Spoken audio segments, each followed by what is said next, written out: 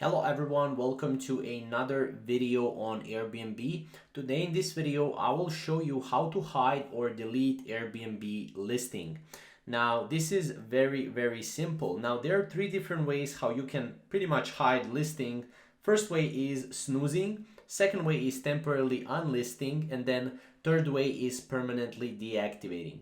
So basically, to snooze your listing and hide it from search for some time or for a set period of time, you can go to listings and select the listing you want. From there, you have listing basics, and then under the listing status, you can click edit and click snoozed. This way you will be able to choose the start and end date of being snoozed.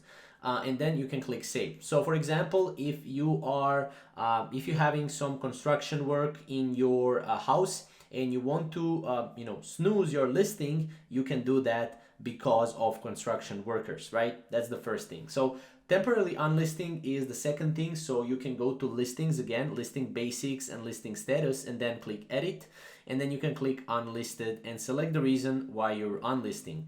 Now, unlisting is pretty much the same as unlisting a YouTube video. If you ever done it, you can click unlist, and that video will basically, or that reservation, or in this case that listing, will be removed from the search results indefinitely until you basically turn them back on.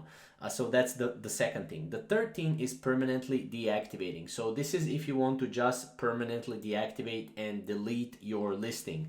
So again, go to listing basics and listing status, click edit, and then you can click deactivate, and you can select the reason why you're deactivating, and then you just click deactivate, and that's it. So these are three different ways how you can again hide or delete an Airbnb listing. Obviously, if you have any other questions or additional concerns, you can comment down below, and we'll see you in the next video. Thank you guys for watching.